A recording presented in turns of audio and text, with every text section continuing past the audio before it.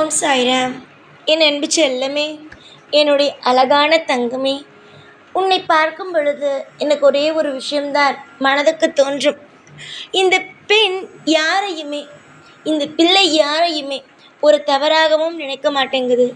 எப்பொழுதும் எல்லோரையும், அதாவது இவர்கள் உனக்கு தவறு செய்திருந்தாலும் சரி, செய்யாவிட்டாலும் சரி, யாராக இருந்தாலும் சரி, எனக்கு அவன் துரோகம் செய்து விட்டானே, இவன் என்னுடைய வீட்டுக்கு வரக்கூடாது, இவன் என்னிடம் பேசக்கூடாது, இவன் நல்லது செய்கிறானே, இவன் என்னுடைய வீட்டுக்கு வர வேண்டும், வரக்கூடாது, இந்த மாதிரியான ஒரு விஷயத்தையே நீ யாரிடமும் பார்க்க மாட்டாய். எல்லோரும் வரட்டும், எல்லோரும் பார்க்கட்டும், எல்லோரும் பேசட்டும், இதுதான். ஆனால் நீ இந்த இடத்தில் தான் ஒரு தவறு செய்ய போகிறாய். நாளை ஒரு பெண் உன்னுடைய வீட்டிற்கு உன்னிடம் சொல்லாமலேயே வருவாள். அந்த பெண்ணால் தான் உன்னுடைய வாழ்க்கையில் மிகப்பெரிய ஒரு விஷயம் நடக்கப் போகிறது. முழுமையாக என்ன சொல்கிறேன் என்று கேள். அப்பொழுதுதான் புரிய வரும் என்ன நடக்கிறது, என்ன விஷயம் நடக்கப் போகிறது, வாழ்க்கையில் எப்படி தப்பிக்க வேண்டும், யார் அந்த பெண் என்பது. தங்கமே, உன்னுடைய வாழ்க்கையில் நீ யாரையுமே எப்பொழுதும் இவர்கள் நல்லவர்கள், இவர்கள் கெட்டவர்கள் என்று பார்ப்பதில்லை. ஏனென்றால் வாழ்க்கையில் அத்தனை விஷயங்களை பார்த்திருக்கிறாய். இவர்கள் தான் நல்லவர்கள், இவர்கள் தான் கெட்டவர்கள் என்பது உனக்கு தெரியாது. ஏனென்றால் ஒவ்வொரு மனிதனும் சந்தர்ப்ப சூழ்நிலையில் மாறுவான். அதனால் நீ என்ன நினைக்கிறாய்? சந்தர்ப்ப சூழ்நிலையில் மாறுகிறான். அதனால் யாருமே நிலையான நல்லவர்களும் கிடையாது, நிலையான கெட்டவர்களும் கிடையாது. காலமும் நேரமும் தான் ஒருவனை நல்லபடியாக ஆக்குவதும் கெட்டபடியாக ஆக்குவதும். இதுதான் நீ நம்புவது. சொல்லப்போனால் சிலர் அப்படிதான். தேவைக்கு பொய் சொல்வார்கள், தேவையில்லாததற்கு உண்மை சொல்வார்கள்.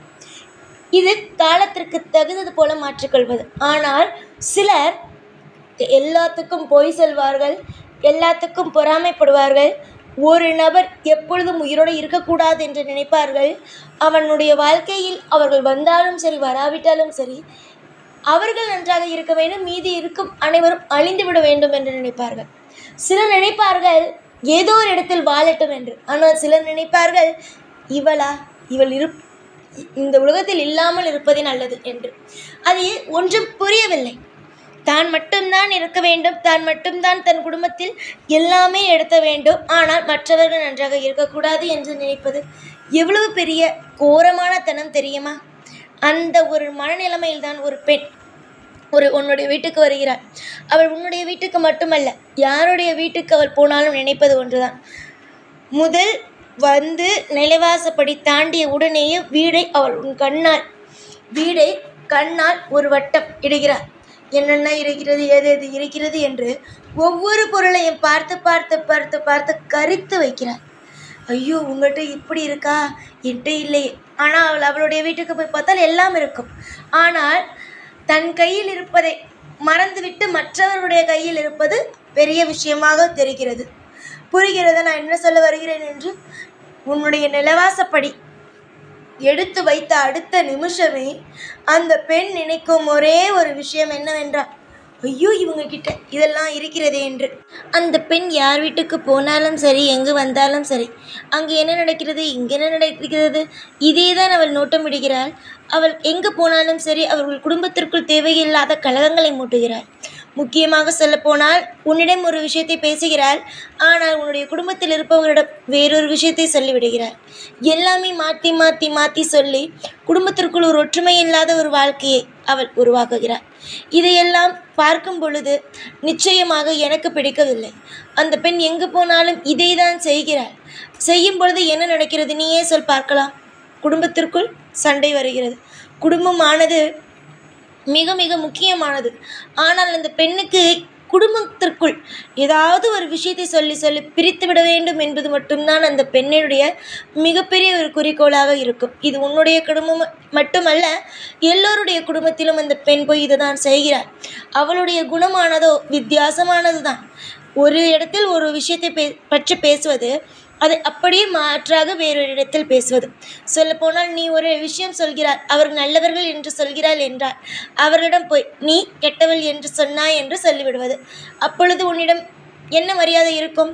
யாராக இருந்தாலும் உன்னிடம் வந்து நேரடியாக கேட்கத்தானே செய்வார்கள். நீ இப்படி சொன்னியாமே என்று.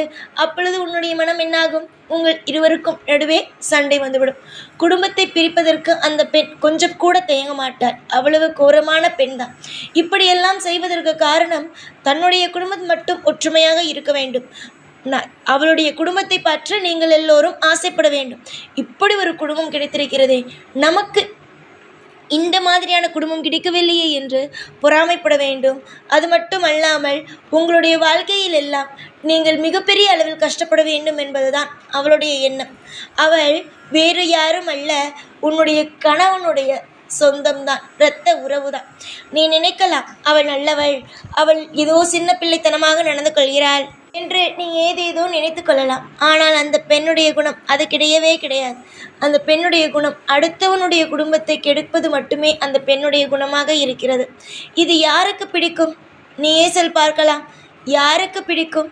யாருக்குமே பிடிக்காது. இவ்வளவு மோசமான ஒரு குணத்தை வைத்துக்கொண்டு நான் நல்லவள் நான் நல்லவள் என்று ஊரெல்லாம் சொல்லிக்கொண்டு இருந்தால் நல்லவளாகி விட முடியுமா?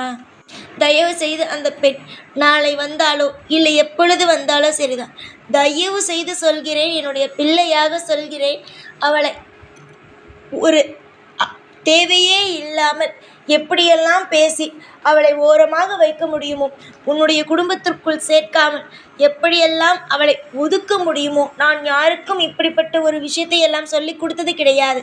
ஆனால் இந்த சமயம் நான் சொல்லிக் கொடுக்கிறேன் என்றால் உன்னுடைய வாழ்க்கையின் பாதுகாப்பு எவ்வளவு பெரியதாக இருக்கும் என்பது பார். ஏனென்றால் அவளுடைய எண்ணம் வரும் எண்ணமானதோ மிக மிக மிக மோசமான எண்ணம். இப்படி நடக்க வேண்டும் அப்படி நடக்க வேண்டும் என்று ஏதேதோ விஷயத்தை பற்றி யோசித்து கொண்டுதான் அவள் வருகிறாள். அதனால்தான் சொல்கிறேன், தயவு செய்து இந்த ஒரு விஷயத்தை கேள். என்னுடைய பிள்ளையாகத்தான் நான் ஒவ்வொருவரையும் நினைக்கிறேன். ஒருவருடைய வீட்டுக்கு நான் உள்ளே போகிறேன் என்றால் நிச்சயமாக அவர்களுக்கு என்னால் முடிந்த எல்லா நல்ல விஷயத்தையும் செய்வேன். அவர்கள் ஒரு இடத்தில் கூட கண் கலங்கக்கூடாது என்று நான் நினைப்பேன். அப்படி இருக்கும் என்னுடைய பிள்ளைகளுடைய வாழ்க்கையில் இந்த பெண் வந்து நின்று கொண்டு இப்படியெல்லாம் செய்தார். நான் எப்படி தங்கமே இந்த மாதிரியான அனுமதியெல்லாம் அனுமதிக்க முடியும்? தயவு செய்து உன்னுடைய வீட்டுக்குள் அனுமதித்து தேவையில்லாமல் கஷ்டத்துக்கு மேல் கஷ்டத்தை இட்டுக்கொள்ளாதே. நான் உன்னுடைய அப்பா நடக்க இருக்கும் விஷயத்தை முன்பே உனக்கு சொல்லி புரிய வைப்பேன். எதையுமே நான் தவறாக சொல்லி உன்னுடைய வாழ்க்கையில் கஷ்டத்தை கொடுப்பவன் அல்ல. எதுவாக இருந்தாலும் இன்பத்தை கொடுப்பவன். நாளுக்கு நாள் உன்னுடைய வாழ்வில் ஒவ்வொரு விஷயமும் தவறாக நடக்காமல் இன்பமான விஷயம் நடக்க வேண்டும் என்று போராடி கொண்டு இருக்கிறேன். உனக்கு வெளியிலிருந்து பார்க்கும் பொழுது ஒரே ஒரு விஷயம்தான் தெரியும், நீ தனிமையில் நின்று போராடுகிறாய் என்று. ஆனால் உனக்கு தெரியாமல் பல விஷயங்கள் இருக்கிறது. அதிலிருந்தெல்லாம் நான் உன்னை போராடி கொண்டு காப்பாற்றி கொண்டு தான் இருக்கிறேன். உனக்கு தெரியுமா, இந்த பெண் நாளை உன்னுடைய வீட்டுக்கு வருகிறாள். அவள் இந்த மாதிரியான விஷயம்தான் வெளியிலும் செய்கிறாள். உன்னுடைய வீட்டுக்குள் இதுதான் செய்ய போகிறாள் என்பது தெரியுமா? தெரியாது தானே? நான் சொல்வது சரிதானே? தெரியாது. அதனால் நான் இப்பொழுது என்ன செய்தேன்? உனக்கு முன்பே வந்து சொல்லிவிட்டேன். இந்த மாதிரியான விஷயத்தை அந்த பெண் செய்கிறாள், அந்த மாதிரியான விஷயத்தை செய்கிறாள் என்று ஒவ்வொன்றையும் நான் சொல்லிக் கொடுத்து கொண்டே இருக்கிறேன். என்னுடைய பிள்ளைகளுக்கு எப்படிப்பட்ட வாழ்க்கையை கொடுக்க வேண்டும், எந்த மாதிரியான விஷயத்தை கொடுக்க வேண்டும், எதை வந்து சந்தோஷமான விஷயத்தை சொல்ல வேண்டும், எந்த ஒரு இடத்தில் பாதுகாப்பாக இருங்கள் என்று சொல்ல வேண்டும் என்று எல்லாமே தெரியும். எதுவுமே எனக்கு தெரியாமல் இல்லை, எல்லாமே தெரியும். தெரிந்து கொண்டுதான் ஒவ்வொன்றாக உங்களுக்கு சொல்லிக்கொண்டு இருக்கிறேன். நாளை நடக்கும் விஷயம் இன்று உங்களுக்கு சொல்லுகிறேன். உன்னுடைய நலனை பற்றியும் உன்னுடைய வாழ்க்கையை பற்றியும் முழு விஷயமும் எனக்கு தெரியும். எதுவும் தெரியாமல் அல்ல. சில விஷயத்தில் நான் அமைதி காக்கிறேன் என்றால் அது எதற்கும் என்று உனக்கு தெரியும். உன்னுடைய சக்தியை நீ தெரிந்து கொள்ள வேண்டும். எப்பொழுதும் எல்லோரும் காப்பாற்றுவார்கள் என்று இருக்கக்கூடாது. எல்லா விஷயத்தையும் புரிந்து கொள்ள வேண்டும் என்ற ஒரே ஒரு எண்ணத்தால் மட்டும்தான் நீயாக சரி செய் என்று சொல்கிறேன். அதை கூட சில சமயம் நீ புரிந்து கொள்ளவில்லை. எப்போ பார்த்தாலும் ஏதாவது ஒரு விஷயம் நான் சொல்லிவிட்டேன் என்றால், எனக்கு இது செய்ய மாட்டீங்களா, இதை எனக்கு செய்து தர மாட்டீர்களா என்று என்னிடம் கேட்கிறாய். உனக்கு செய்து தராமல் நான் யாருக்கு செய்ய போகிறேன்? நீயே சொல் பார்க்கலாம். எனக்கு உன்னை விட வேறு யார் இருக்கிறாய்? முதலில் அதை சொல். தங்கமே, உன்னை நான் ஒரு இடத்தில் தனியாக விட்டு ஒரு விஷயத்தை செய்ய சொல்கிறேன். அப்பொழுது ஏதாவது ஒரு ஆபத்து வருகிறது என்றால், அப்பொழுது நான் எந்த ஒரு விஷயத்திலும் கண்டுக்காமல் இருக்கிறேன் என்றால் அது மிகப்பெரிய ஆபத்தல்ல, உன்னாலேயே நிச்சயமாக வெளிவர முடியும் என்பதற்காக. அதனால் எப்பொழுதும் சாய் உன்னை விட்டுவிட்டு உன்னை கஷ்டப்படுத்தி கொண்டு இருப்பேன் என்று நினைக்கவே நினைக்காது.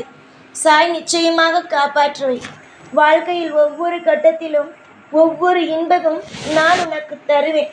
எக்காரணம் கொண்டும் நீ கவலை என்ற ஒரு விஷயத்தை படவே படாது. கவலையே வேண்டாம். ஏனென்றால் உனக்கு முன்னும் பின்னும் நிழலாகவும் முன்னும் பின்னும் அனைத்து விதமான பாதுகாப்புகளையும் கொடுத்து வாழ வைக்க வேண்டியது இந்த சாயுடைய கடமை.